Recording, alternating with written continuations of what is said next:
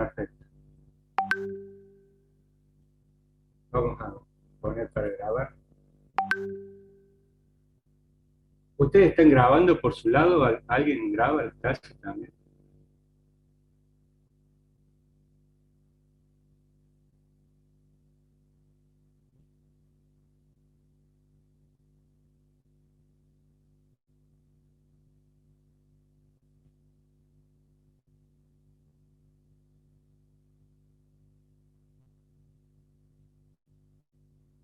Los noto poco participativos.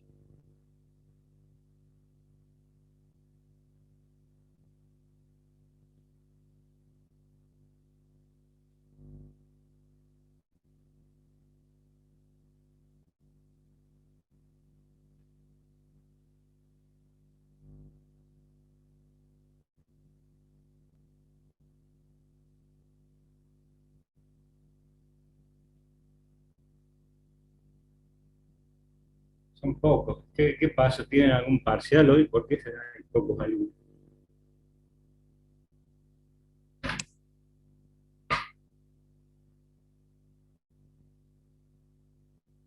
¿No?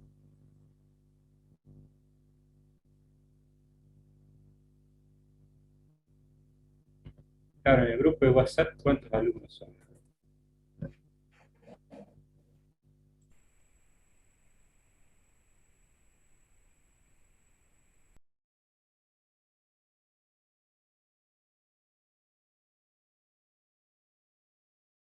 El grupo de WhatsApp son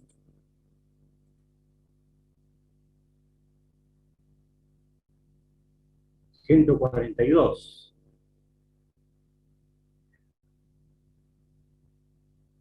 Y acá hay 18.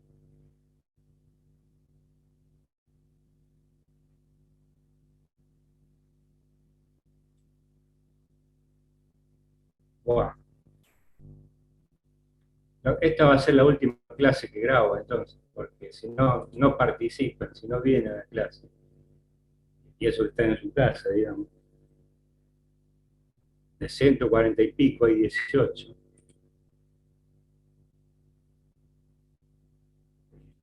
Hay algo que o no le dan bola a la materia, no les gusta el sistema, no les gusta la forma que doy, no sé, hay algo que no cierra, ¿no? Ahora, si me dicen, bueno, hay alguien que aprovecha las clases y, bueno, no toma clases en este horario, pero después ve los videos y sigue los videos, bueno, eso puede ser también una alternativa. Claro, es mejor si la graba, pero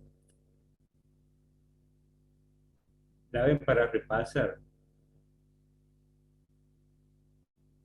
A mí me gustaría que participen más, que, digamos, que traten de seguir las explicaciones y hagan preguntas, sería lo ideal. Digamos, en la presencialidad pasa lo mismo, nada más que en la presencialidad eh, les veo hay más alumnos, ponte si son ciento y pico, sabe a ver la mitad, por lo menos siempre la mitad hay, ahora en la virtualidad veo que hay menos, ¿no?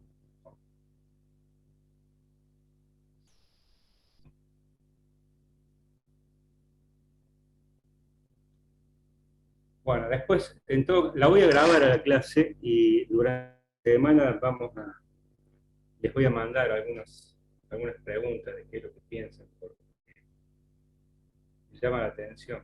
Y así de todos están enterados, que me expliquen qué es lo que está pasando, porque no es lo ideal. Lo ideal sería que pudieran interactuar conmigo y seguir las explicaciones por forma.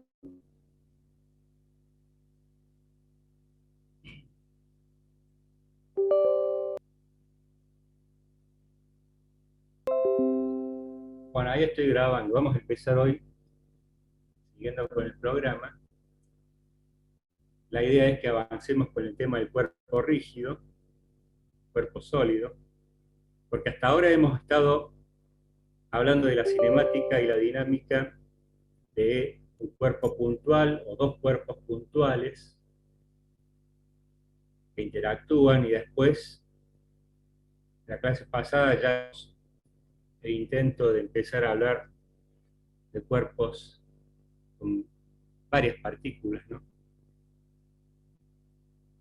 Entonces ahora vamos a ir integrando todas esas masas hasta conformar lo que se reconoce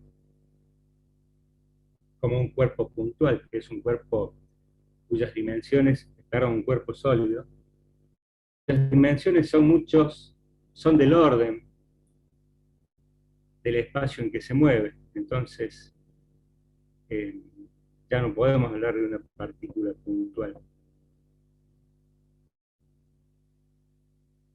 Y es un tema difícil, este tema yo sé que a mí me costó en su momento entenderlo cuando era estudiante. Y, y sé que no es un tema fácil, es un tema complejo. El movimiento del cuerpo rígido, aún con las simplificaciones que les vamos a hacer, porque no vamos a hablar del movimiento generalizado, porque hablar del movimiento generalizado implica que hay que aplicar matemática superior, hay que aplicar otros elementos de matemática, y entonces vamos a simplificar mucho el tema. Pregunta. Yo estudié ingeniería eléctrica acá en la tecnológica, pero tenía una materia en cuarto año que era mecánica, y veíamos más desarrollado el tema que lo que vimos en física 1. Sí, ingeniería eléctrica no es tan dura. Yo digo que es duro ahora en este momento para ustedes que nos adentremos en este tema porque van a aparecer cosas nuevas y, las cuentas, digamos, son un poquito más complicadas. Hay cuentas vectoriales que hay que hacer, multiplicaciones vectoriales. Y, y conceptualmente también no es fácil de digerir todo este tema de concebir, digamos, un cuerpo extendido que tiene forma, que tiene tamaño, que tiene masa distribuida. No es algo fácil. Yo calculo que este tema lo vamos a dar en 2 o 3 clases, este lunes y 2 más seguramente.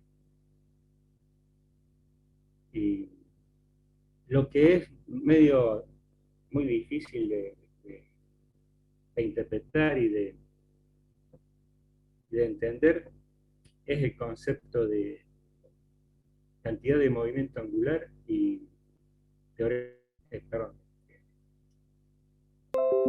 momento de inercia. Entonces le vamos a poner el título acá. No vamos a empezar ahora directamente con cuerpos rígidos, sino que vamos a hacer mención a la definición elemental de estas dos cantidades. Cantidad de movimiento lineal, perdón, angular, cantidad de movimiento angular, que es un vector que le vamos a llamar L, y cantidad, perdón, dijimos momento de inercia.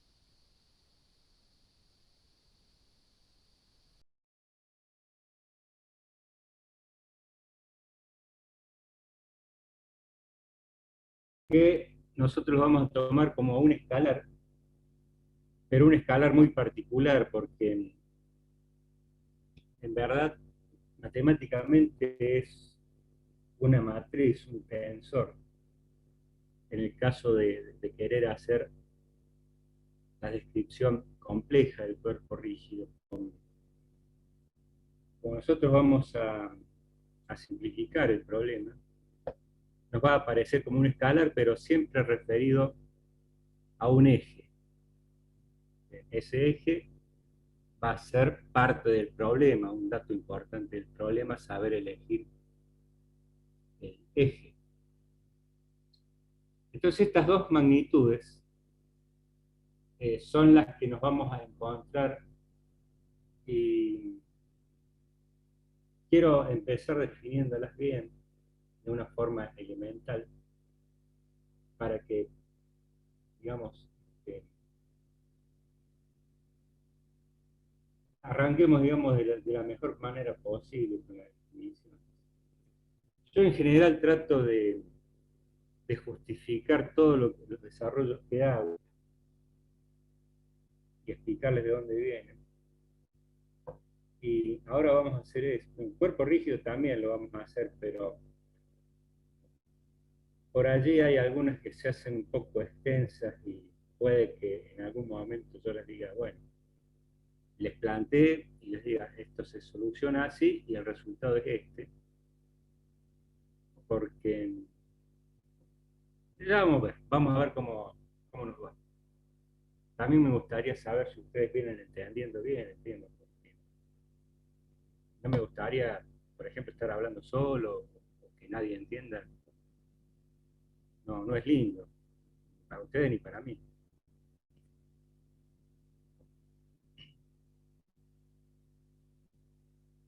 Un escalar, ¿para qué sirve? Dice Jean-Franc. Bueno, esperemos un poquito, ya les voy a definir bien de qué se trata de forma elemental y después cuando vayamos a ver el cuerpo rígido como masa integrada, eh, ahí va a cobrar más sentido. La cantidad de movimiento angular cobra sentido porque imagínense ustedes una rueda, ¿no?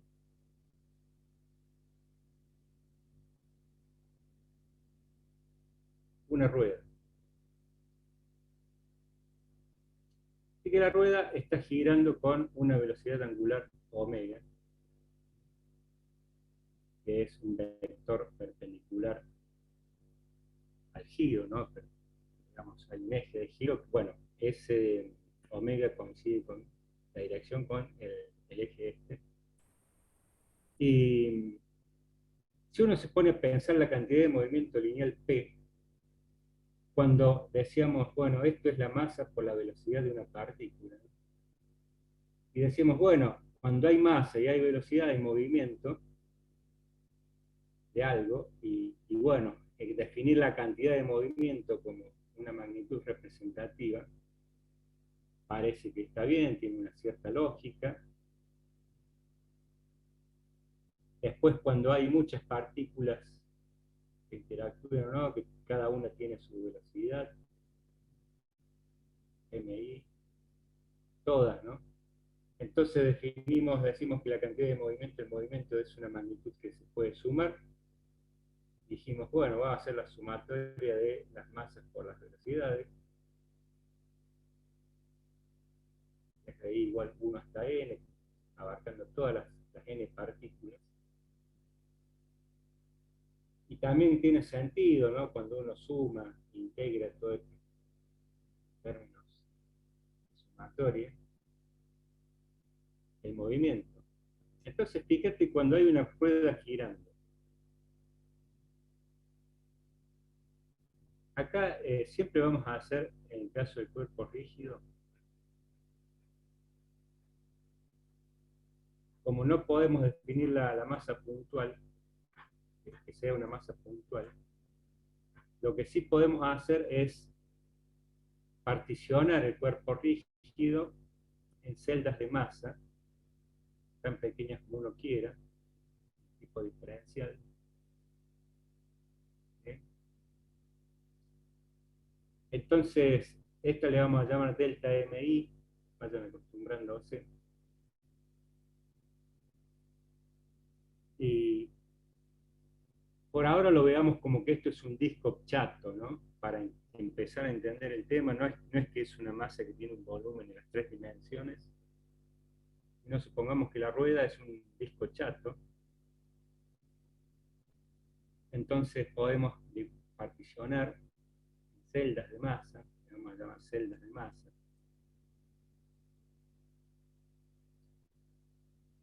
de manera tal que, fíjense, si yo digo que puede ser tan chiquita como uno quiera, es como que tiende a ser el tamaño de una partícula, de lo que nosotros reconocemos como una partícula, ¿no? Entonces, vamos a hacer una transición entre las partículas, los cuerpos particulares y los cuerpos rígidos, a través de esta idea de las celdas de masa. Entonces, por supuesto que van a ser muchas partículas, y ya vamos a definir mejor el cuerpo rígido, pero tomemos así. Ahora, si yo quisiera definir la cantidad de movimiento acá, esto, digamos, la rueda está girando fija, no se traslada en un sistema de referencia inercial, ¿no? Entonces, decimos, bueno, ¿cuál es la cantidad de movimiento de esta rueda que está girando? Y hacemos la sumatoria. Pero ¿qué pasa? Si la masa, suponte la masa está uniformemente distribuida,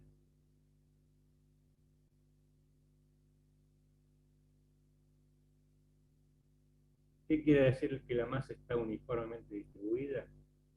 Que si yo agarro una celda de masa de un determinado tamaño en una posición y agarro otra celda de masa en otro lugar y que es del mismo tamaño, la cantidad de masa va a ser la misma, las delta MI van a ser iguales. Eso quiere decir que la masa está uniformemente distribuida cuando eso sucede con cualquier par de masas que yo compare, con cualquier par de celdas de masa. Si la masa está uniformemente distribuida, fíjense que eh, por acá hay una masa que tiene una velocidad que está dada como parte integrante. Esta masa en forma individual está desarrollando un movimiento circular, ¿no? Y tiene la masa y tiene velocidad.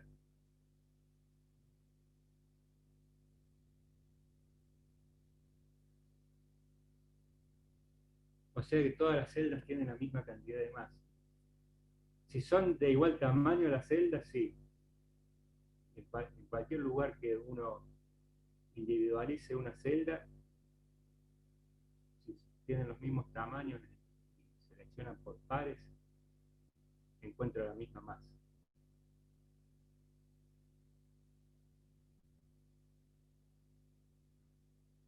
Pero fíjense, diametralmente opuesta, hay otra masa, delta MJ, le llamemos, igual, ¿no? Y que tiene una velocidad, como está a la misma distancia radial, tiene la misma velocidad BJ. Y fíjense que BJ es opuesta a BI, vectorialmente. Y de tal manera que cuando uno suma, hace la sumatoria de todas las cantidades de movimiento lineal, estos dos se van a cancelar entre sí porque son vectores opuestos. ¿Lo ven a eso? ¿Se ve?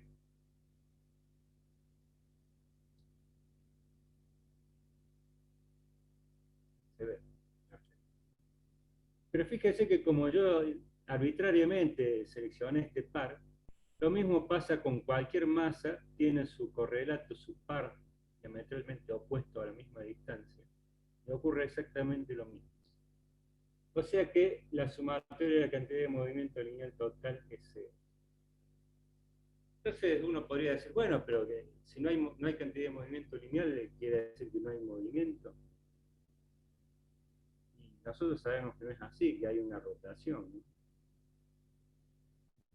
Entonces va a venir aquí como anillo al dedo la definición que vamos a hacer de una cantidad de movimiento angular, porque va a ser como una magnitud hecha a propósito, donde nos va a indicar que hay una cantidad de movimiento, pero que no es de traslación, sino que es de rotación.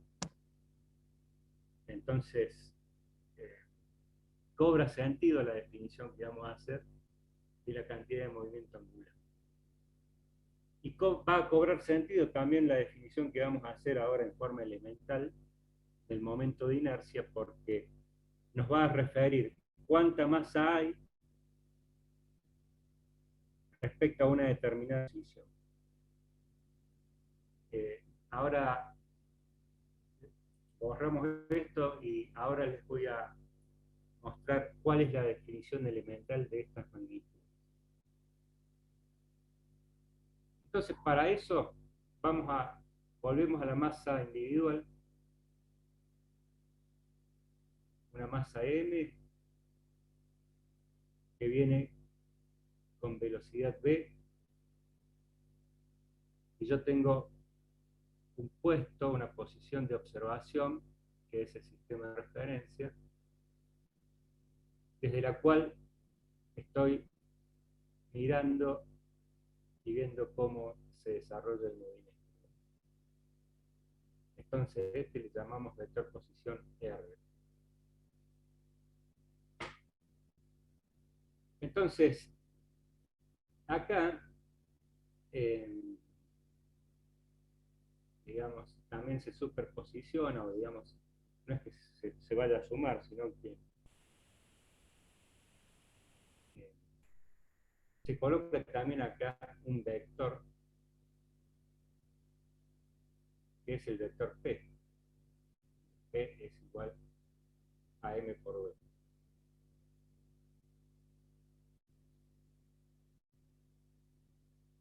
Se agrega este vector, que también tiene que ver con la cantidad de movimiento, por supuesto. Entonces, le vamos a tomar el momento al vector P y le vamos a llamar E. Cantidad de movimiento angular.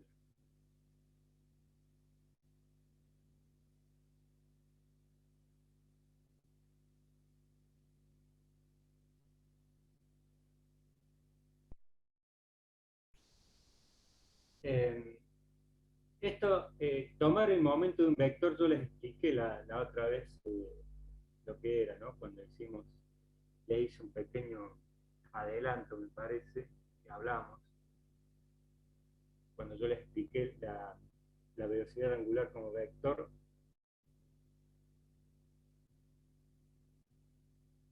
expliqué lo que es el momento. ¿Me puede confirmar eso?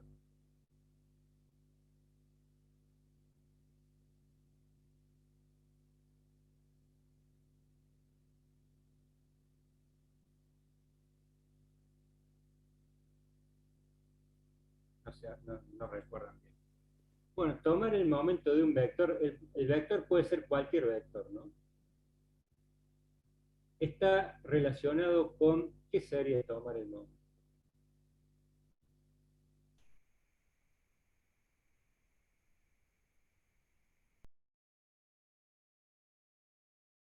Hay un par de respuestas. Vimos la conservación de la cantidad de movimiento relacionado con eso. No, sí, pero esto que yo te cuento fue antes. Cuando terminamos de ver movimiento circular, ahí me parece que yo les mencioné cómo es el vector omega, que es igual a R producto vectorial con la velocidad, dividido el módulo de R al cuadrado. ¿Se acuerdan que hice esa formulita? Le expliqué que omega era un vector. Sí, sí. Ah, bien. Bueno, ahora lo que vamos a hacer está relacionado con esto, con esta formulita. Y los que no recuerdan lo que es tomar un momento, les cuento. Yo tengo un vector A que puede ser cualquier magnitud, un campo vectorial cualquiera, que está, digamos, actuando en el espacio físico, en el espacio real donde nos movemos, ¿no? Entonces yo digo, ubico un sistema de referencia con un centro O. Y respecto a este sistema de referencia espacial, decimos hay un vector posición que ubica, digamos, el punto de aplicación de este vector A. Entonces, yo digo, bueno, vamos a definir el momento, podemos poner una M, ¿ya? Esto en genérico, ¿no? Vamos a definir el momento y va a ser el producto de este vector posición, producto vectorial con A. Y este es siempre el vector posición, este puede ser cualquier vector, cualquier otra magnitud. Entonces, este M es un vector que es perpendicular al plano que generan R y A, o sea que es en este caso saliente del pizarrón, puede ser entrante, puede ser saliente, y el sentido va a estar dado por, digamos, hay que trasladar imaginariamente a un centro en común a los dos vectores y decir que este es el ángulo alfa, y hacer girar en este nuevo esquema, como que hacemos girar el vector que precede en dirección al vector que está a posteriori, el producto vectorial, y decimos, bueno, buscamos el ángulo más chico, o sea, en este sentido, no en este sentido, el ángulo más chico. Y bueno, girando así, hay que aplicar la regla del tirabuzón de la mano, digamos, de la mano derecha, del giro derecho. Bueno, se gira así, es como las roscas normales de un tornillo, ¿no? Esto gira así, el tornillo avanza, en este caso la respuesta correcta es saliente del pizarrón. Adelante. Entonces ahí tenemos la dirección y el sentido de la definición, y el módulo va a ser el módulo de R por el módulo de A por el seno de alfa. Pero fíjense que R por el seno de alfa, acá podemos así, o podemos interpretar sacándola así. Podemos interpretar R por el seno de alfa y ver lo que pasa, o podemos interpretar A por el seno de alfa. La cuestión es que multiplicar por el seno es como que estamos sacando la componente a algún vector en la dirección perpendicular al otro vector. Así como el producto escalar saca la componente de un vector en la dirección del otro vector, acá el módulo este saca la componente de un vector en la dirección perpendicular al otro vector. Entonces, por ejemplo, yo quiero decir R por seno de alfa, si alfa está acá, alfa lo tengo acá, también se repite, por el seno de alfa me da esta componente. O sea, disculpen acá la improlijidad del dibujo, pero este tamaño, esta distancia es R seno de alfa.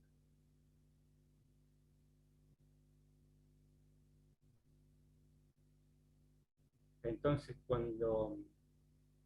si uno habla de una fuerza que hace a una fuerza, normalmente a esa distancia R por seno de alfa le llaman el brazo de palanca, y M se llama torque. O sea, acá vamos presentando de paso, aprovechemos. Si A, este vector, es una fuerza, acá lo que estoy definiendo es el torque, que normalmente se designa con la letra tau, la letra griega.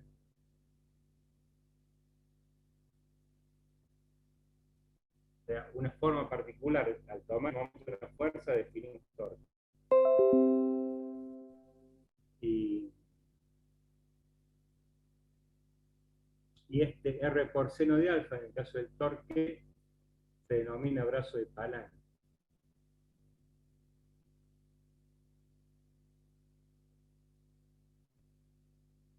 Entonces, el brazo de palanca es la distancia perpendicular entre la recta de acción de la fuerza y el punto de centro de momento.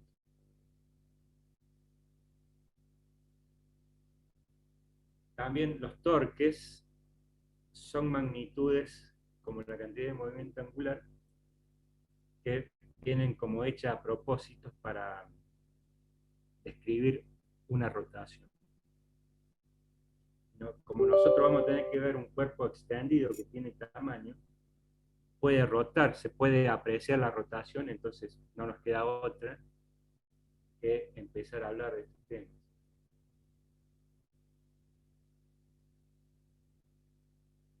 Bueno, voy a borrar esta partecita. ¿Se entendió? Oh, quería borrar. Borré todo. ¿Se entendió?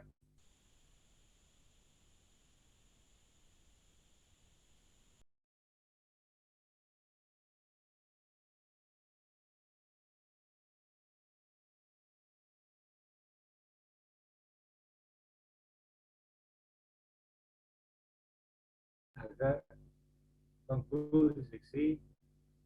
Kirill dice más o menos, tendría que repasar más de momento.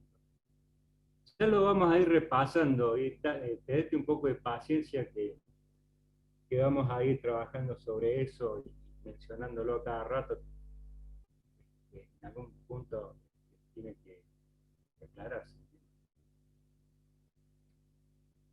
Entonces decimos, tenemos la masa que tiene cantidad de movimiento P y hacíamos el vector de posición R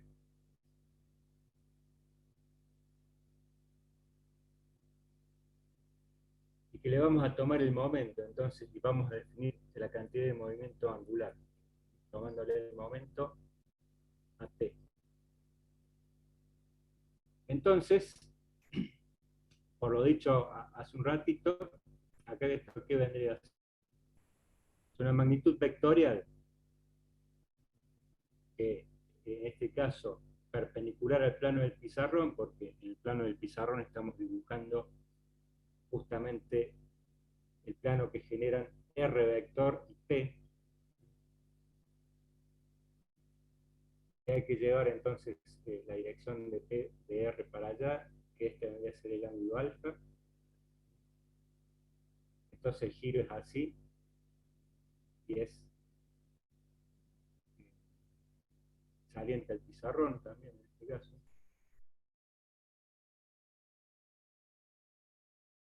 Y cuyo módulo es RP seno de alfa, o sea, RMB seno de alfa.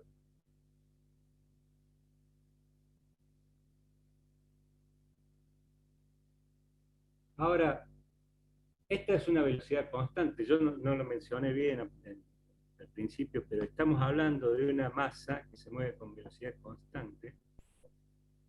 Es el caso más general de una partícula libre, de una partícula que no interactúa con otra masa respecto a un sistema de referencia inercial que se mueve con velocidad constante porque no tiene una interacción o una fuerza aplicada sobre esa masa. Entonces, en ese caso, vamos a ver qué pasa con L. Fíjense acá. Eh, Vamos a reemplazar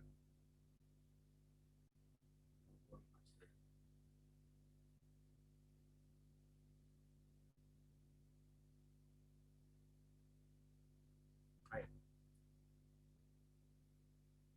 R por el seno de alfa es esta distancia. vamos a llamar ρ. Esto es ρ por la masa por la velocidad.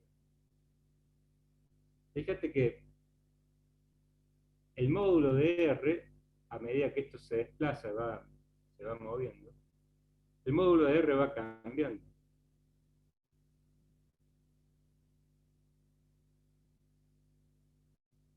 La velocidad angular con la que un observador aquí observa, dijimos que es igual a R producto vectorial con omega.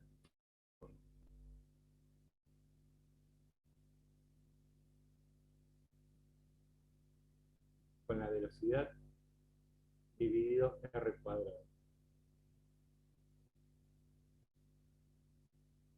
Si R cambia, el módulo, acá como está R sobre R cuadrado, el módulo de omega también cambia, ¿no? Entonces, eso es intuitivo, ¿no? Cuando uno observa un tren o un automóvil a la orilla de la ruta, cuando lo ve lejos, tiene que girar poco la cabeza. Pero cuando pasa al frente de uno, ahí es cuando está girando con más velocidad la cabeza para seguir observando el auto, ¿no?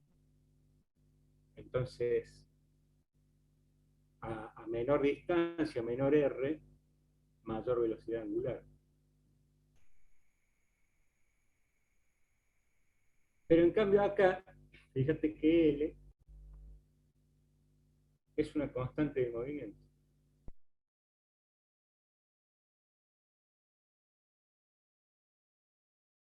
Es una constante de movimiento. ¿Por qué? Porque esta distancia ρ no cambia. Fíjate. ¿No ven a eso que es constante L?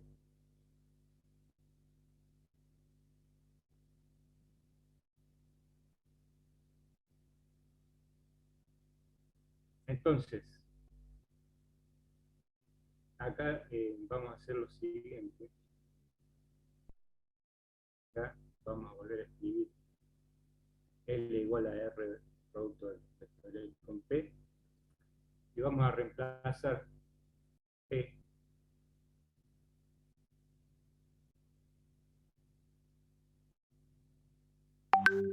que es M por B. Acá es como que multiplico y divido por M.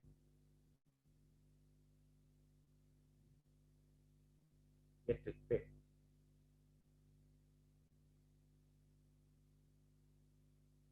Entonces, R por vector P es, vuelvo a escribir,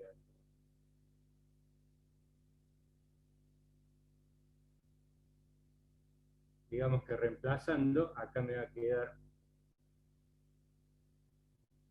M R cuadrado omega. Entonces, fíjate, nosotros acá vemos que L es constante, omega varía, R varía, y acá en este caso me queda el vector, la cantidad de movimiento angular L en función de la velocidad angular. Y esto que aparece acá, le vamos a llamar momento de inercia.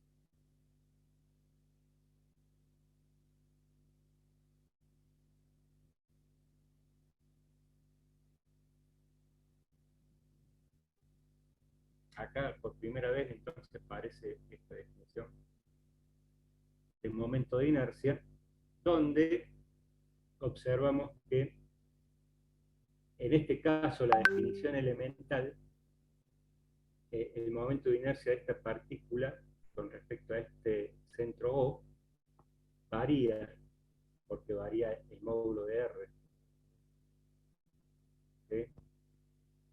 Entonces, L es constante, lo que varía es la velocidad angular y en forma inversamente proporcional varía el momento de inercia. El momento de inercia acá que está presentado en forma elemental, vemos que tiene las unidades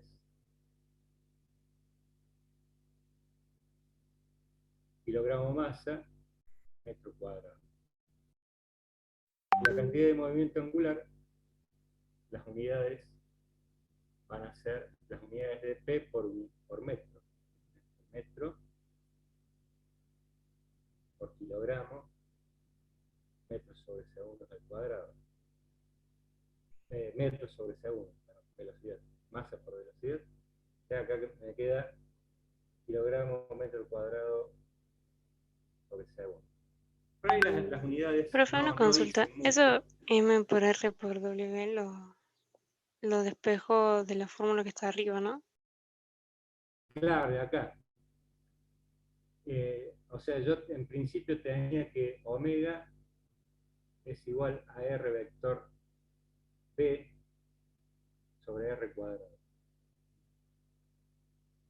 Multiplico y divido por la masa, no cambia nada, pero este es P.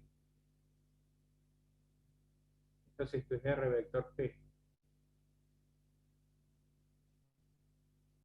Entonces paso esto multiplicando para acá, ¿sí? Que esto está acá. Está bien, gracias, profe. No, por nada. O sea que la cantidad de movimiento angular me queda ahí por omega. Que es una formulita que en el cuerpo rígido se nos va a repetir, pero ahí va a tener información de cómo está distribuida la masa con respecto a un centro de momento. Que por supuesto coincide con el centro de momento que tomamos L. Ese centro de momento lo vamos a elegir estratégicamente cuando tengamos un problema de apertura.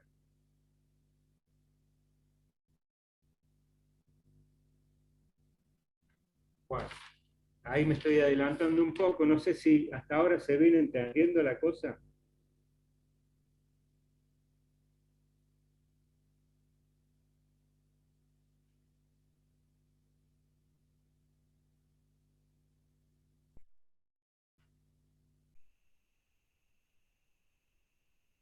¿Se entiende? Perfecto. Bueno, entonces, Profe, ¿qué puso en el primer corchete que tiene ahí? acá, Sí. esto es I, Ah, gracias. es este I, es el momento de inercia.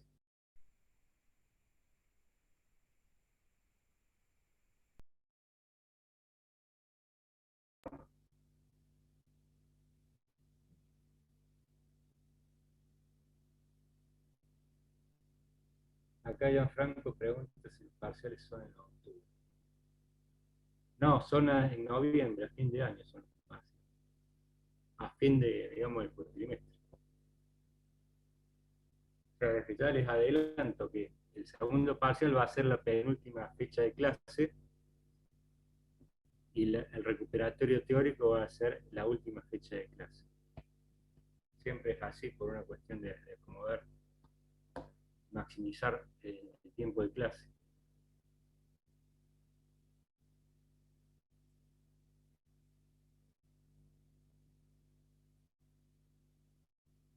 Bueno, ahora veamos la interacción entre dos partículas. No es fácil de aquí en más empezar, digamos, si por allí este tema le ha costado esto que hemos estado viendo, entiendo que interpreto que han entendido por lo que me han expresado, pero acá, digamos, se pone un poco pesada de entender. Se hace un poco eh, complicado, porque ahora vamos a ver dos partículas que interactúan para ver cómo en este caso aparece la cantidad de movimiento angular y el momento de inercia. Entonces supongamos dos masas, M1 y M2, aisladas. Fíjense cómo vamos a tomar en cuenta dos masas aisladas y que después, cuando veamos el cuerpo rígido, como muchas masas, ¿cómo vamos a hacer la simplificación?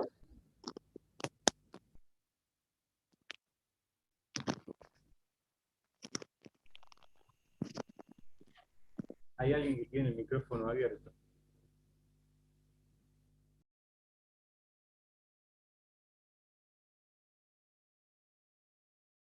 Acá pregunta Gianfranco si es difícil. Es como el primer parcial. Puede ser como el primer parcial.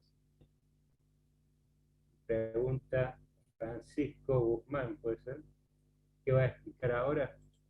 Vamos a seguir con el tema de la cantidad de movimiento angular y el momento de inercia, pero para dos masas que interactúan, como para darle un perfil más práctico y bueno, a partir de allí vamos a tratar de dar unos ejemplos que uno puede interpretar que ocurre en la vida cotidiana. No es fácil encontrar ejemplos para este fenómeno de la cantidad de movimiento angular y de la conservación de la cantidad de movimiento angular. Entonces, dos masas aisladas, o sea que no hay una fuerza exterior aplicada a alguna de ellas, pero que sí pueden interactuar entre ellas. Supongamos que hay fuerzas, ya sea de atracción o de repulsión, que cumplen el principio de acción y reacción, por supuesto, F2.1 y no, acá F1.2 y acá F2.1. De manera tal que F1.2 más F2.1 es igual a 0.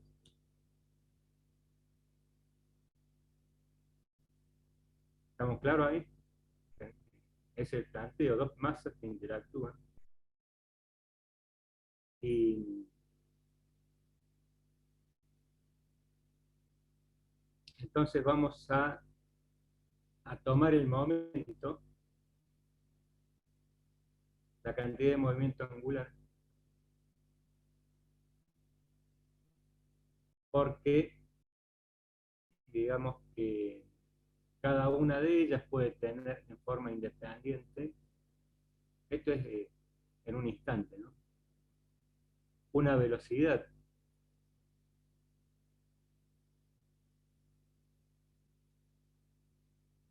que, por supuesto, en cada caso dependerá de las condiciones iniciales.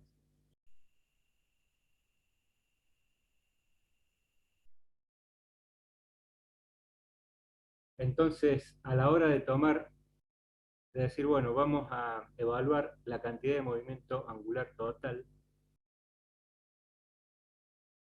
¿qué es lo que tengo que hacer? Acá hay una cuestión que no es trivial, pero que uno tiene que entender que estas cantidades de movimiento angular, cantidad de movimiento lineal y la energía mecánica son magnitudes que cumplen un principio físico fundamental. Y ese principio físico fundamental es superposición, que se pueden sumar. Y no es trivial aceptar eso. No tiene una explicación anterior. Pero se justifica, digamos, por lo que uno encuentra después. Entonces, cuando yo digo que la cantidad de movimiento angular se puede sumar, yo lo que estoy diciendo es que la cantidad de movimiento angular total va a ser igual a L1 más L2. O sea que si yo tomo un centro de momento O, y acá tengo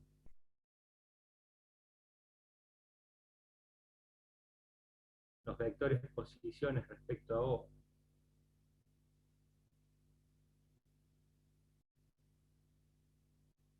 R1 y R2. La cantidad de movimiento angular total va a ser igual a R1, producto vectorial con P1, más R2, producto vectorial con P2. Entonces, desarrollando esto, bueno, antes de desarrollar, nosotros veíamos recién que para una masa aislada, la cantidad de movimiento angular se conserva. Entonces ahora nos preguntamos si para dos masas aisladas, que pueden estar interactuando entre sí, la cantidad de movimiento angular también se conserva. Nos preguntamos. Entonces, ¿qué podemos hacer para contestarnos esa pregunta? Plantear si hay una derivada temporal de la cantidad de movimiento angular, si va a ser igual a cero. Si es igual a cero, es porque esa cantidad no varía en el tiempo, o sea, se conserva. Y si es distinta de cero, no se conservará, por supuesto. Entonces, eh, hacemos eso, vamos a derivar esta expresión, la derivada de L total con respecto al tiempo. Esto no va a quedar. Fíjense que tengo que aplicar simplemente las reglas de las derivadas que ustedes ya saben de análisis matemático, ¿no?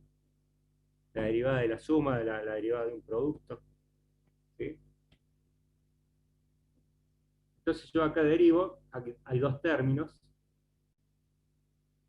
la derivada de la suma va a ser la suma de las derivadas, y en cada uno de esos términos tengo que aplicar la derivada de un producto, ¿no? Entonces acá me va a quedar ddr1 a dt, producto vectorial con PU,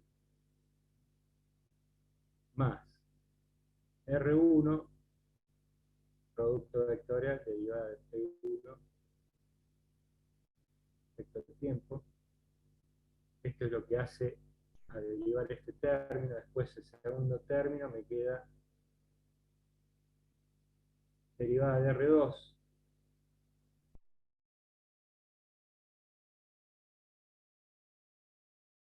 más R2 producto vectorial derivada de 2 con respecto al tiempo. ¿Vamos?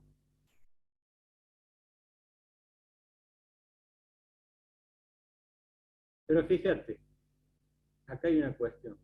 Este P1, por ejemplo, sabemos que es M1 por B1. Y la derivada de R1 con respecto al tiempo, tomando siempre para medir la velocidad como para medir la posición, el mismo sistema de referencia, la derivada de R1 con respecto al tiempo es también P1. Entonces acá, en definitiva, lo que estoy haciendo es el producto vectorial en cuanto a las direcciones, un vector consigo mismo, más allá de M1. Las direcciones para ese producto vectorial, el ángulo alfa vale 0 grados. Entonces el seno de 0 es 0, y este término se anula. Lo mismo, por la misma razón, este término se anula. Entonces, ¿qué me queda siguiendo con el razonamiento? Acá me queda R1, pero la derivada de P1, sacando la masa afuera, es la aceleración de la partícula 1.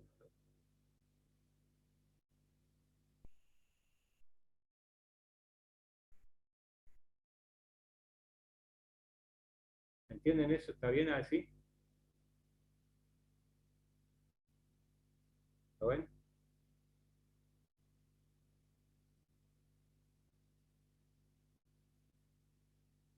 Este es eso. ¿Por qué? Porque eh, si P es igual a M por B, derivada de P, la masa es una constante que sale afuera de la derivada, queda así.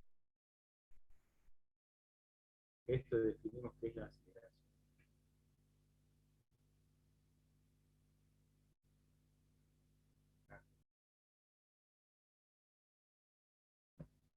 Entonces, acá esta parte es lo mismo.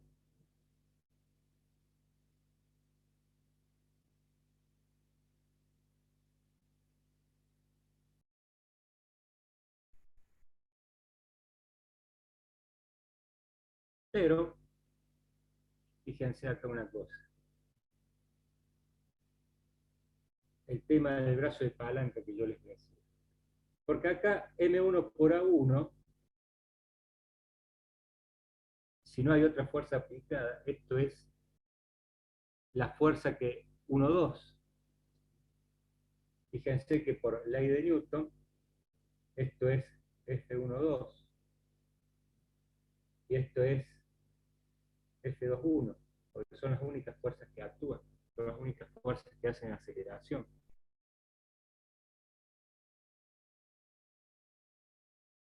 Entonces, acá en definitiva, fíjense que la derivada del momento, la cantidad de movimiento angular, resulta que al final pasa a ser un torque, ¿no? Porque acá estamos tomando el momento de una fuerza. El tema es el siguiente: si no hay fuerza exterior, los torques interiores se van a anular entre sí. ¿Por qué? Vamos a dibujar la recta esta, la voy a recalcar en otro color. Esa recta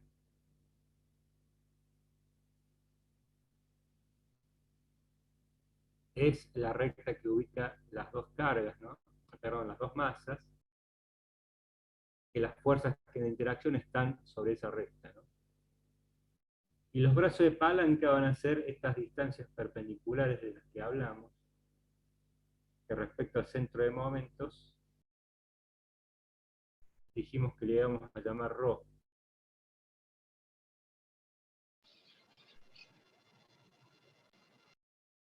Entonces, los momentos de esa fuerza nos va a dar el producto en cuanto al módulo, nos va a dar la, la fuerza por esa distancia ρ. Vamos a borrar acá arriba.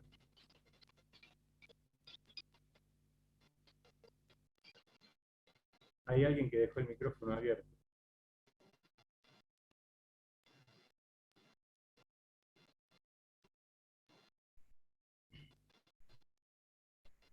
Entonces, fíjense que el momento de este primer momento, ya sabemos que ambos casos la dirección es perpendicular al pizarrón, ¿no? Pero veamos el tema del sentido. R1, vector F12. Ese ángulo al favor. Esto gira así. A ver, no, pues, disculpen. Este debería ser el R1, al revés, gira así. Gira así. El producto vectorial. Y este otro gira, este debería ser alfa 2, gira en sentido contrario. Entonces los sentidos son diferentes.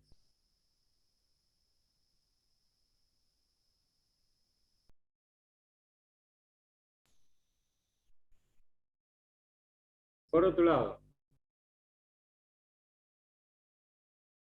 por eso se van a oponer y van a ver ahora que lo que va a pasar es que se va a anular todo. cantidad de movimiento angular se conserva.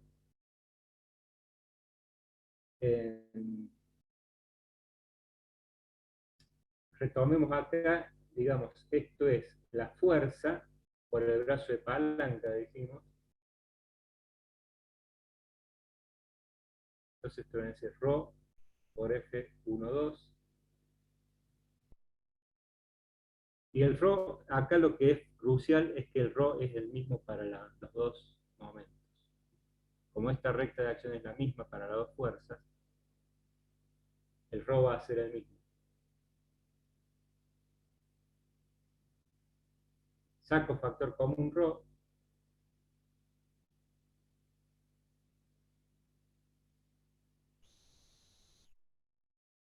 Y esto es 0, porque son las dos únicas fuerzas de interacción.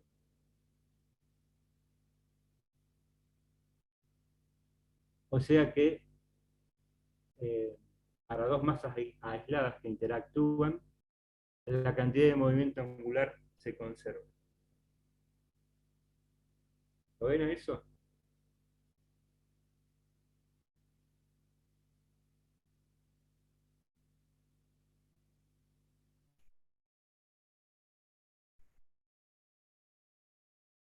¿Puede repetir qué era ρ?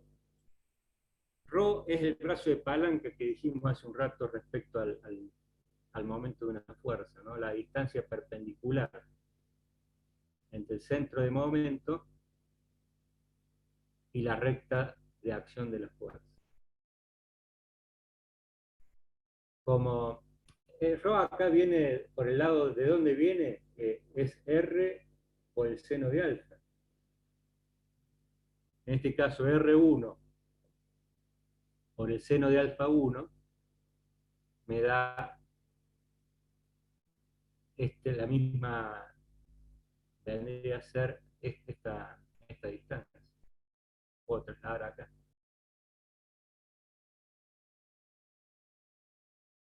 Y lo mismo R2 por el seno de alfa 2. Me da la misma distancia porque es el mismo brazo de palanca.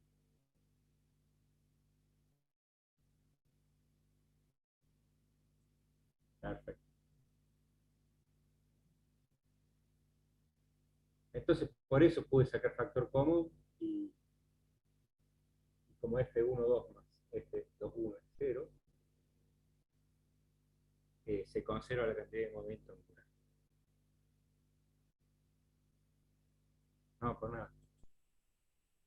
Entonces veamos ahora, vamos a tratar de darle un poquito más de, esto es muy teórico, ¿no? Desarrollar algún ejemplo, hacer un planteo y desarrollar algún ejemplo.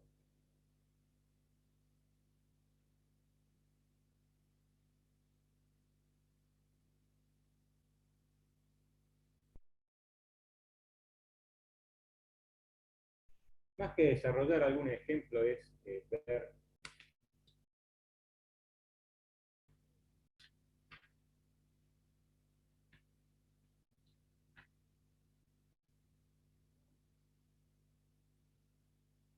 el tema es que yo recién, por ejemplo, cuando dijimos dos masas aisladas,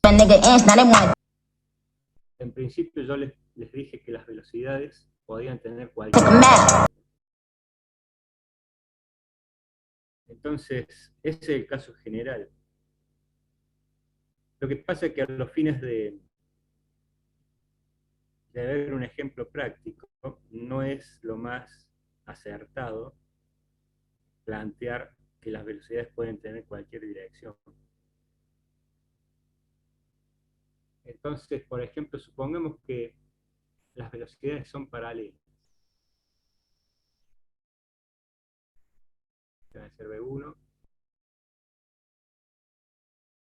V2. Hay un ejemplo que yo, digamos, es un ejemplo que uno puede,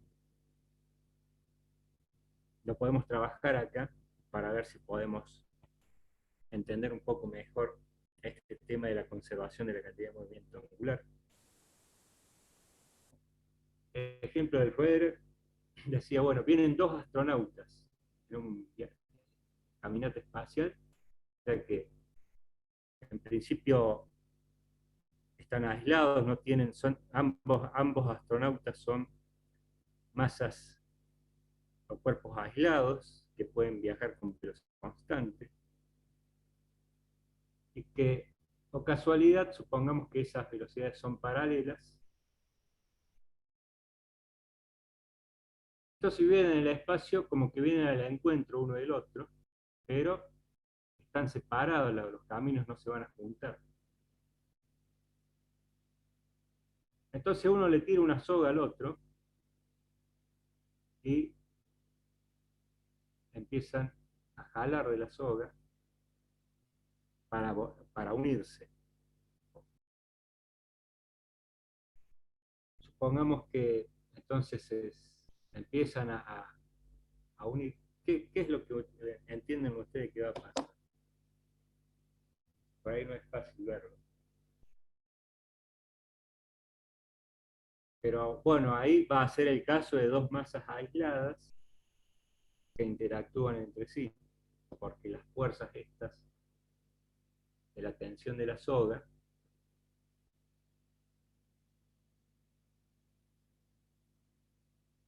eh, 2-1 y T1-2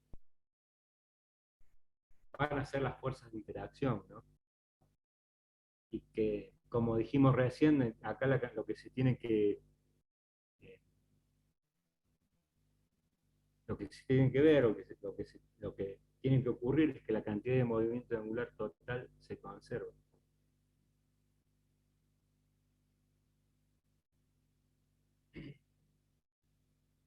Entonces, hasta el momento en que no tenían la soga uniéndolos, tenían más velocidades, eh, cada uno desarrollaba un MRU por su cuenta. El momento en que se tira la soga y empieza a haber tensión, uno entiende que eso va a ser las veces de fuerza centrípeta y que esto va a ser un conjunto de dos masas que van a empezar a girar con un cierto radio. ¿Sí? ¿Lo ven a eso?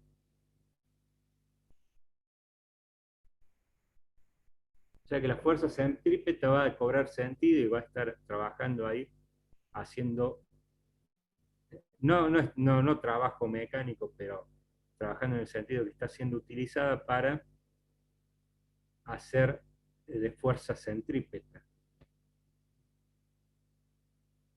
¿Lo ven?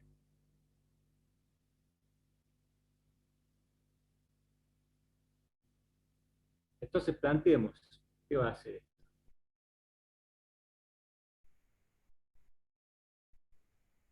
Bueno, acá vamos directamente a utilizar la formulita que vimos hace un rato, donde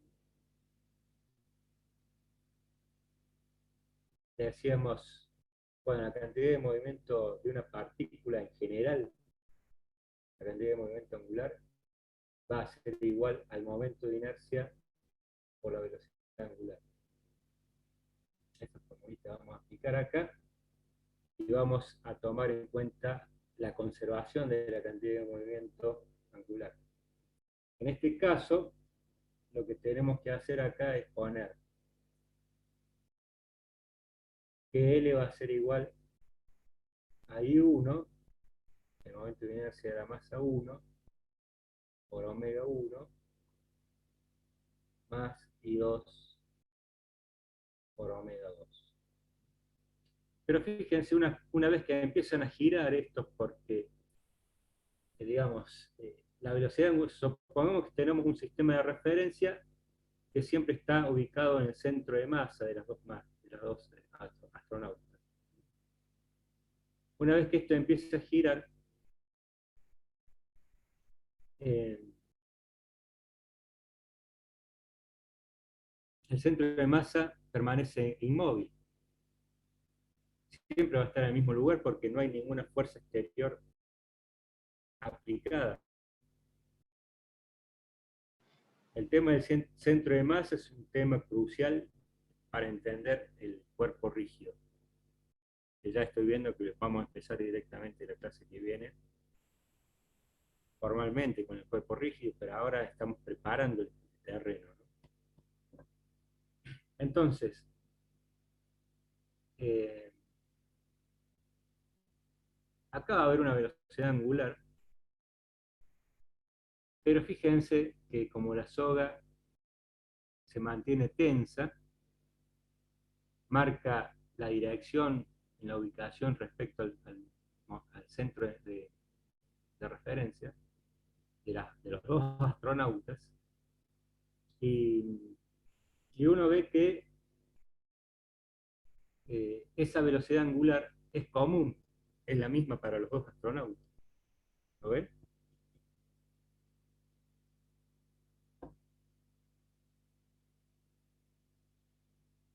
¿Ven que omega 1 es igual a omega 2?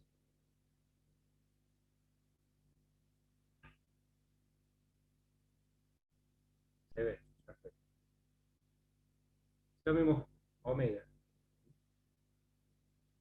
Y por un lado, I1 es M1 por el módulo de R1 al cuadrado.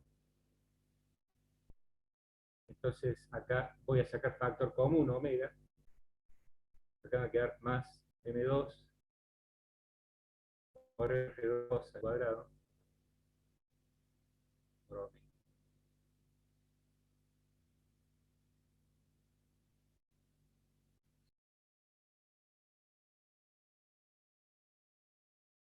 Entonces, ¿qué tiene que ser constante? Entonces fíjense una cosa. La velocidad angular va a ser constante siempre y cuando R1 y R2 sean constantes del módulo.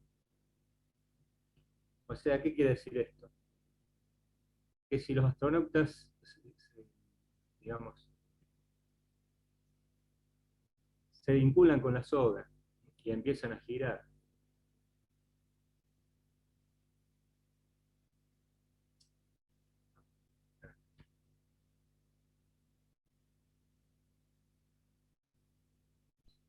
bueno, este no va, eh, y empiezan a girar en círculo, donde en cualquier momento, por supuesto, la masa M1, E1, diametralmente opuesto tenemos la masa M2, sea un astronauta, la velocidad P2, este es el centro sistema de referencia, acá tenemos R1, hablemos del módulo, porque acá son vectores, ¿no? Pero acá este es el módulo. Entonces, mientras mantengan las distancias, la velocidad angular va a ser constante. Pero, supongamos que empiezan ahí sí a trabajar y a jalar de la cuerda para llegar a juntarse. ¿Qué es lo que va a pasar?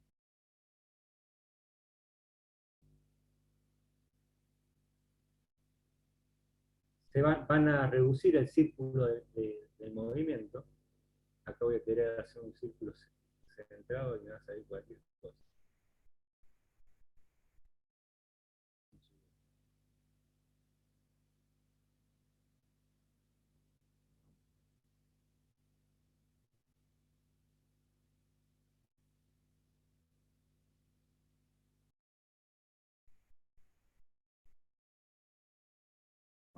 Bueno, ahí sale.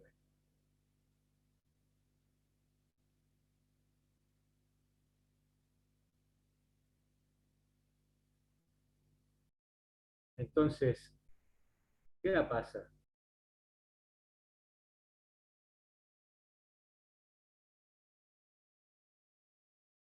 A medida que se van acercando, siguen girando, pero R1 y R2 van a ser más chicos.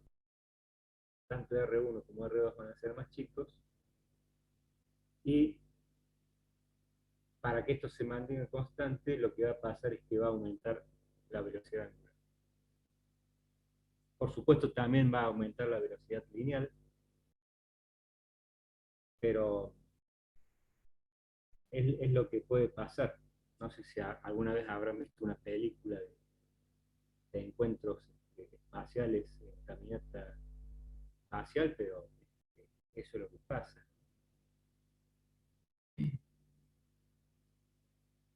Entonces, omega va a ser muy grande y mientras más chicos sean R1 y R2, supongamos en el límite que tienden a cero, omega sería infinito. Es un límite ideal que no se alcanza, por supuesto, pero omega puede tomar valores muy altos.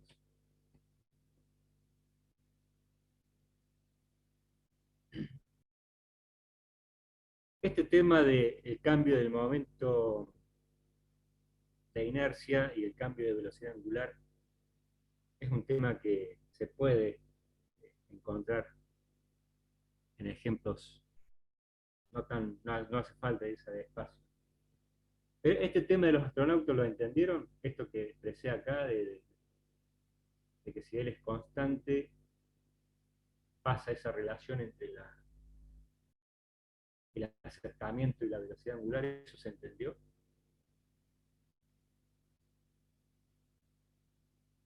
¿Se entendió? Entonces, esto es, digamos, algo antiintuitivo, porque en principio uno podría llegar a creer que digamos, las velocidades van a seguir siendo las mismas, por más que se acerquen, ¿no? Y ya vemos que no es así. ¿Por qué? Porque hay una cantidad física, hay una magnitud que hemos descubierto o encontrado que se llama cantidad de movimiento angular y que hemos mostrado que esa se conserva en el caso de dos partículas aisladas que interactúan y que ocurre esto si eso se conserva va a ocurrir esto que estamos planteando y en la realidad pasa eso.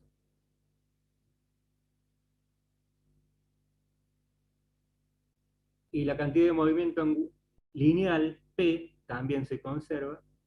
¿Por qué? Porque P1 más P2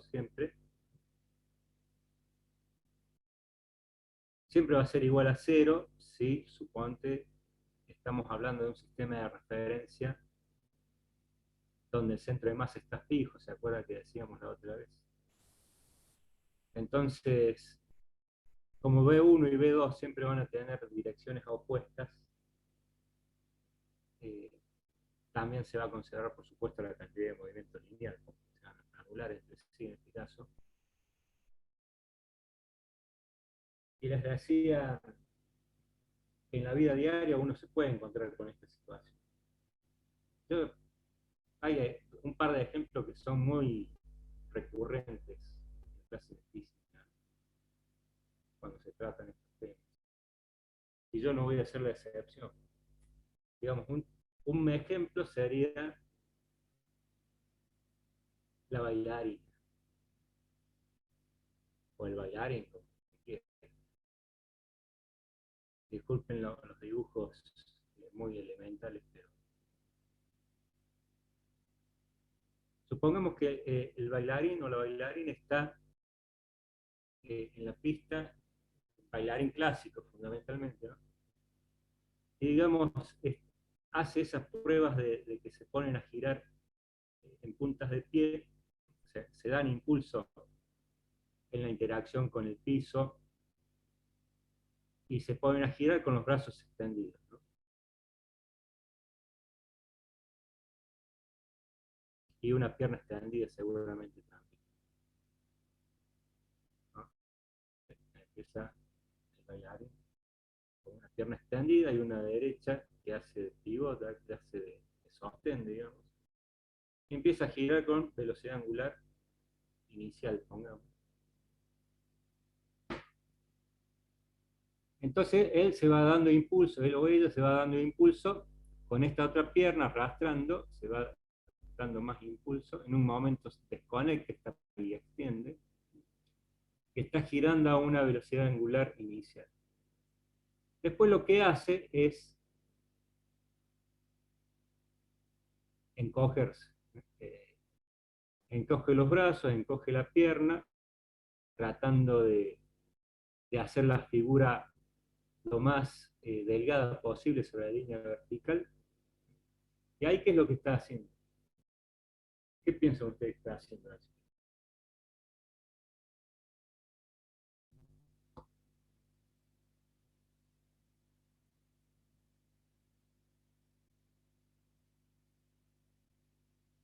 Aumenta la velocidad de giro, ¿no? Acorta los radios, modifica el momento de inercia, porque convengamos que esto ya no es dos masas puntuales interactuando, pero es un cuerpo rígido, pero que cambia la forma.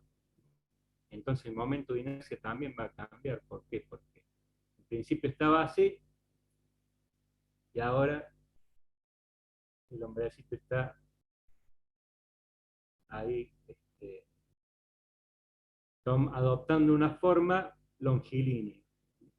Entonces, si el momento de inercia distribuido tiene que ver con las celdas de masa y las posiciones de esa celda de masa al cuadrado con respecto, en este caso, al centro de giro, acá está en una situación donde las masas tienen unas posiciones grandes, sobre todo las masas del brazo y la pierna, y en este caso, evidentemente las masas las distancias de RI se han achicado muy apreciablemente. ¿Qué quiere decir esto? Que el momento de inercia final es menor que el momento de inercia inicial. Y como L para este cuerpo rígido se tiene que mantener constante porque una vez que dejó de interactuar con la pierna con el piso, es como un cuerpo aislado, simplemente lo que uno está haciendo es que el peso está eh, equilibrado por la reacción del piso, o sea que es como si tuviese un cuerpo aislado. La cantidad de movimiento angular se tiene que mantener constante. Entonces, eh, esto, digamos, lo tomemos así, esto es el momento de inercia por omega. Si es más chico, omega tiene que ser más grande. Entonces, es un hecho incontrastable, es un hecho que no se puede discutir, que la omega final va a ser mayor que la omega, ¿cierto? El módulo de la velocidad angular. ¿Estamos de acuerdo?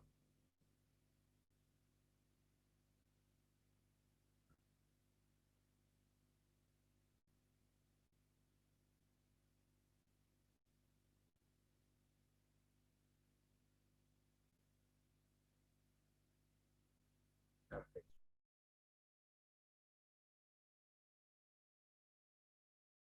Y el otro ejemplo que por ahí es también muy mencionado, ¿no? Otro por allí no se me ocurre en estos momentos, pero cuando hablemos en general del cuerpo rígido, por allí, bueno, nos podamos encontrar con algún ejercicio, es el gato. Ustedes han escuchado que el gato cae desde una altura, o se larga, y a lo mejor el gato venía mal perfilado para caer, ¿no? Podía caer de espalda. Yo sinceramente nunca vi caer un gato, pero me imagino que debe ser así. Digamos que el gato puede acomodar su cuerpo durante la caída, modificando la cola del gato encogiéndola o alargándola, puede modificar el momento de inercia para modificar su, su posición de caída. ¿Por qué? Porque si venía, supongamos, de espalda cayendo el gato,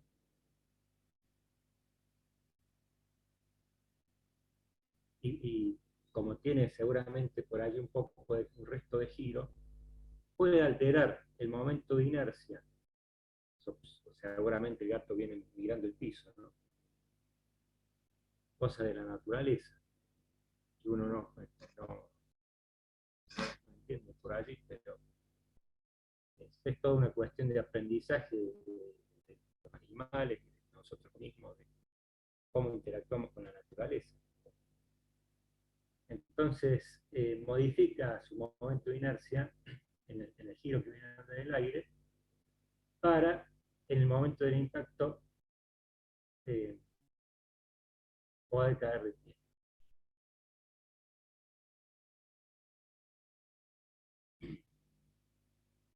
Bueno, muy esquemático el dibujo, pero valga la extensión.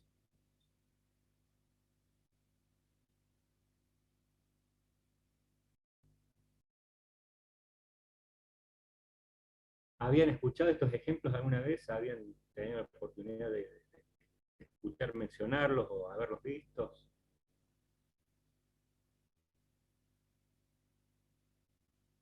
¿No? Concluye, ¿no? Pero ¿entendés que eso debe ser así?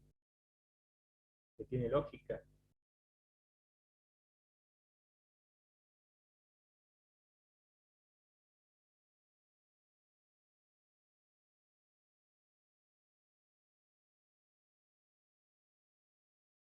¿Entiende la explicación?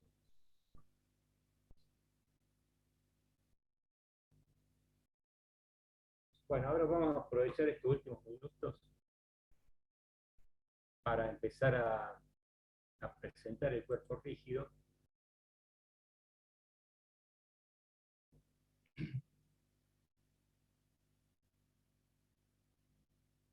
Siempre vamos a tener un sistema de referencia para contar lo que pasa, ¿no? No hay una descripción de la física, un sistema de referencia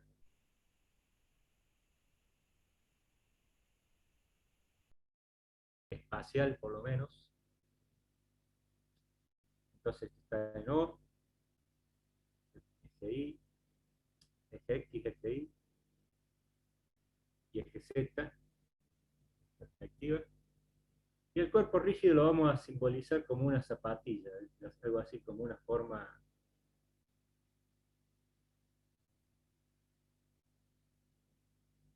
arbitraria, una forma generalizada del cuerpo rígido. Entonces, ahí viene la concepción de las masas, las celdas de masa, particionar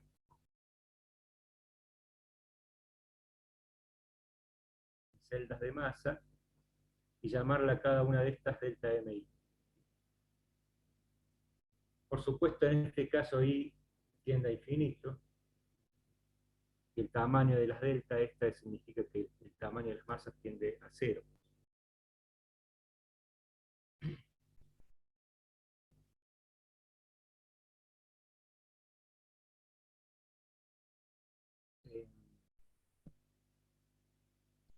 digamos que si tomamos las ideas de cinemática y dinámica, empecemos con la cinemática, vamos a querer la posición de cada una de las partículas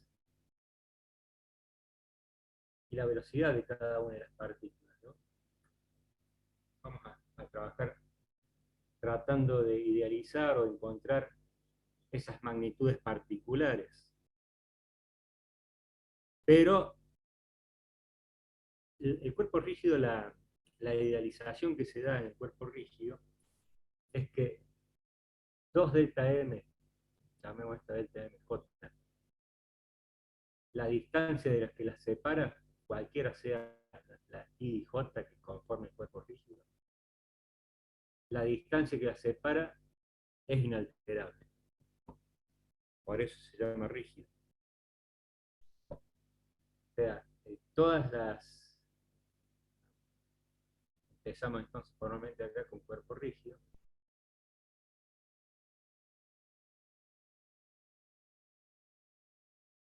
Todas las distancias relativas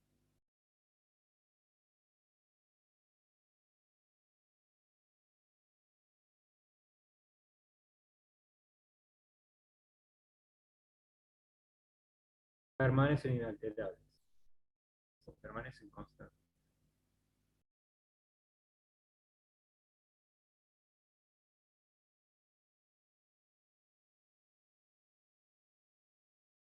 Entonces, esta es una idealización y una definición formal de lo que es un cuerpo rígido, ¿no?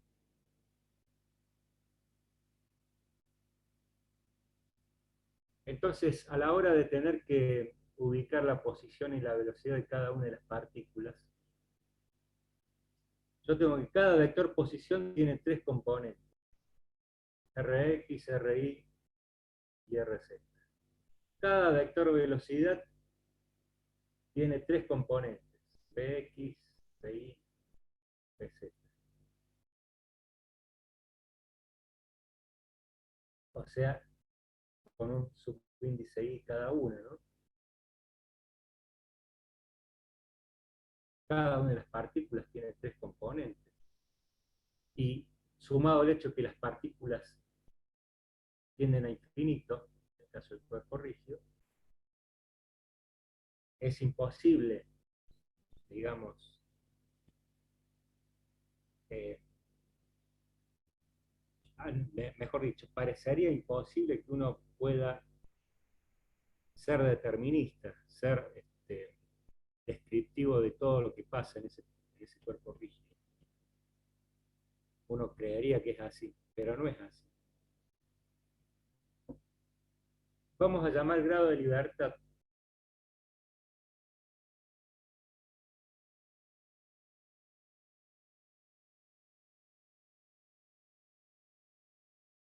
en el caso especial de las coordenadas espaciales, no, no tanto de las velocidades, a cada una de las magnitudes o coordenadas eh, que pueda tener una posición. Y de ahí en más, para varias partículas, se multiplica. O sea que, en principio, yo para un cuerpo rígido, aparentemente tendría infinitos grados de libertad, ¿no? Porque tendría infinitas coordenadas. Pero ¿qué pasa? Esta condición de que las distancias relativas permanecen constantes limita y le da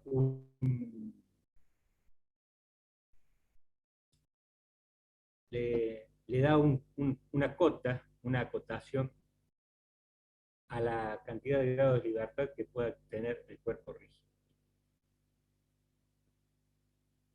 No sé si se viene entendiendo lo que hablo. Yo en principio, si las partículas fueran libres, tendría infinitos grados de libertad. Pero como están vinculadas a través de las distancias relativas constantes, se establece un límite. ¿Puede repetir lo que es grado de libertad? El grado de libertad sería, por ejemplo, una coordenada que uno pueda decir es independiente del resto. ¿Y qué pasa? Que como acá hay distancias relativas constantes, la realidad del cuerpo rígido es que no pueden ser independientes. Entonces, por eso se limita el grado de libertad. Por ejemplo, eh, una hormiga caminando en el alambre. Es también un caso típico, ¿no? ¿Cuántos grados de libertad tiene la hormiga?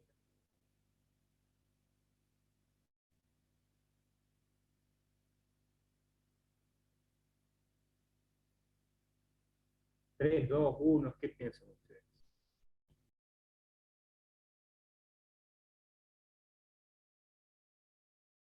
Fíjate que tenemos la hormiga en el alambre, si yo ubico un sistema de referencia arbitrario, va a tener 3 coordenadas, ¿no?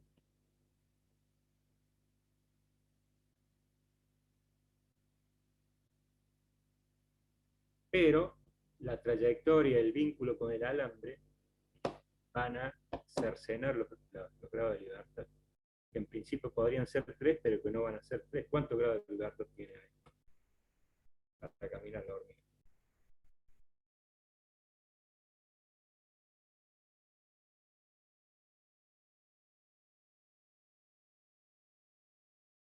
Claro, un solo grado, ¿no?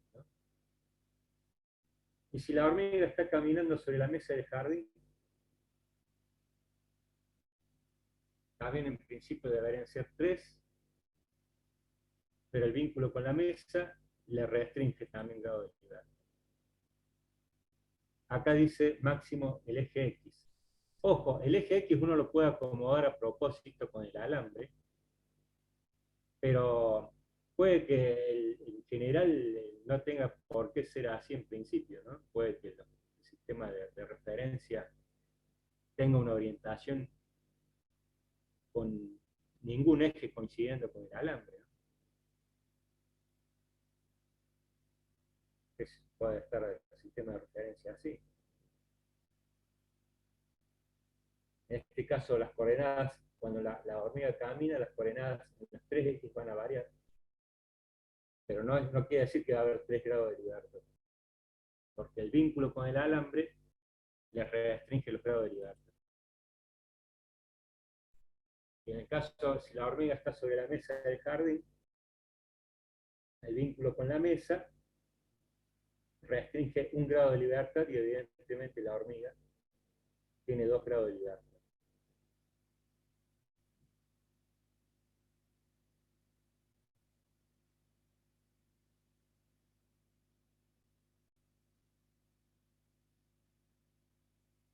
Y si un cuerpo está aislado, no tiene ningún vínculo, una masa, una partícula, en principio tendría 3 grados de libertad en el espacio. Ojo que el peso, la caída o el vínculo gravitatorio, es un vínculo también que nos está obligando a vincularnos a su vez con la superficie en donde nos apoyamos, ¿no? Entonces, no quiere decir que si necesariamente estemos puestos sobre el piso tengamos 3 grados de libertad. Y si estamos cayendo en el aire, ustedes verán que tampoco estamos con 3 grados de libertad.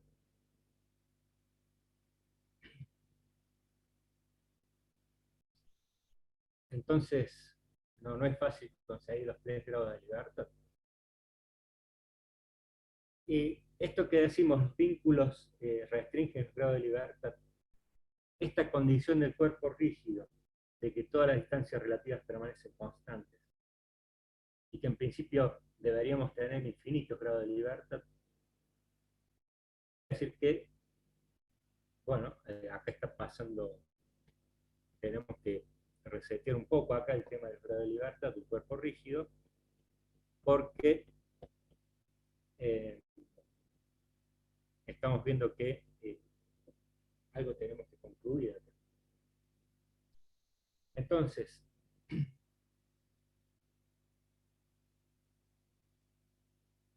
lo analicemos fríamente. Analicemos fríamente. El cuerpo rígido, digamos, se puede, desde el punto de vista de la descomposición de los movimientos, puede tener rotación y puede tener traslación.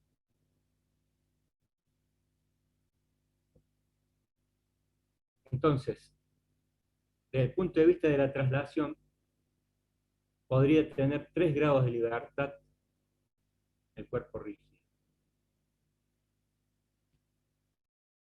Como si fuera una partícula.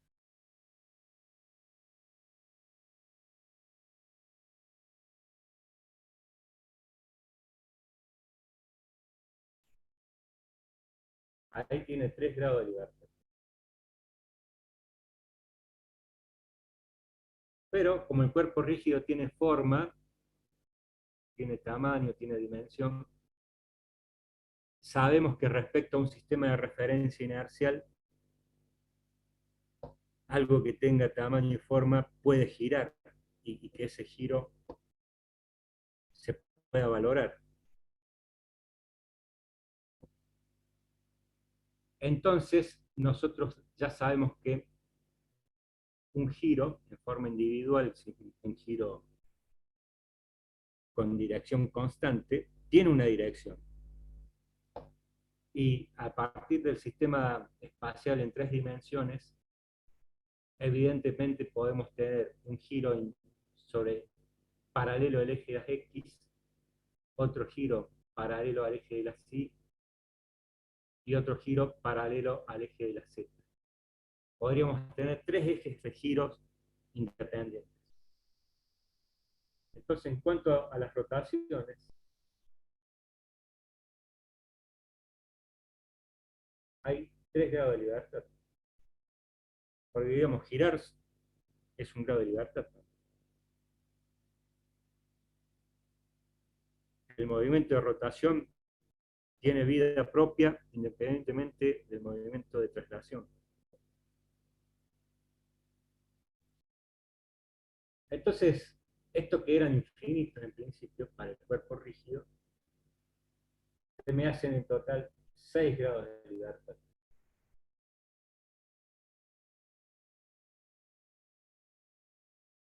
Y uno dice, bueno, ya son de infinito que tenía en principio. Vengo a 6, estoy mucho mejor, ¿no? Bueno, sí, el tema es que por más que sean 6 grados de libertad para describir el movimiento, eh, para un cuerpo rígido en general no vinculado y con pocas restricciones, es muy compleja la matemática para describir exactamente el movimiento del cuerpo rígido. Si ustedes en películas del espacio han visto cómo gira un satélite, natural o artificial, se habrán dado cuenta que no es tan fácil la cosa cuando no hay vínculos, ¿no? Restricciones, los movimientos se hacen complejos y describir eso matemáticamente es moco de pavo, no es fácil eso, ¿no? Entonces, nosotros acá en este curso en Física 1 nos vamos a limitar para poder, digamos, de alguna manera hacerlo llevadero el curso, nos vamos a limitar a 3 grados de libertad. Entonces, nos vamos a poner de acuerdo que en principio vamos a trabajar en ese marco, ¿no?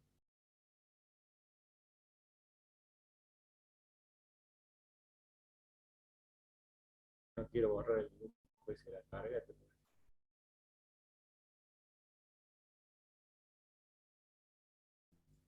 Nos vamos a restringir a 3 grados de libertad de los 6 posibles.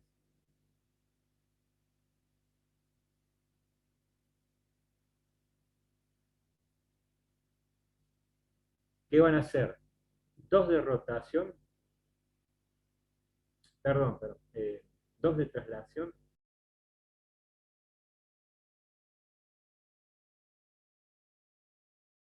plano y 1 de rotación.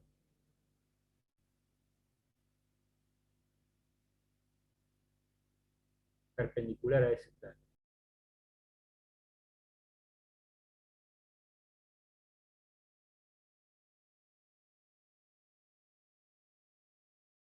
¿Sí?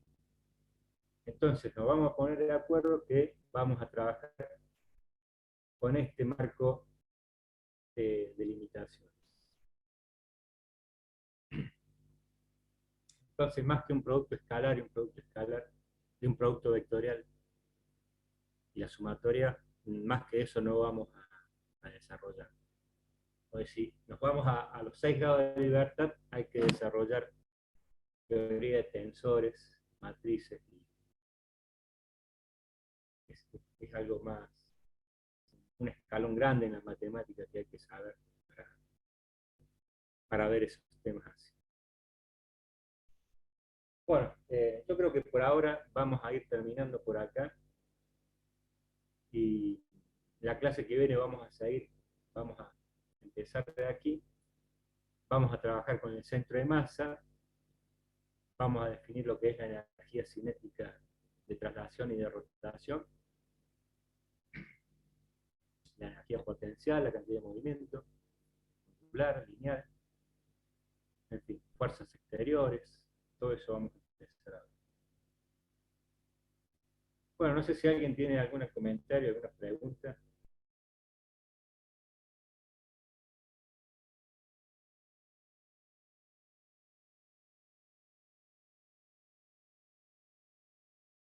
Bueno, Juan Cruz dice, ¿no? Bueno, gente, que tengan buen lunes, buena semana. Vamos a cortar la grabación. Chao, hasta luego.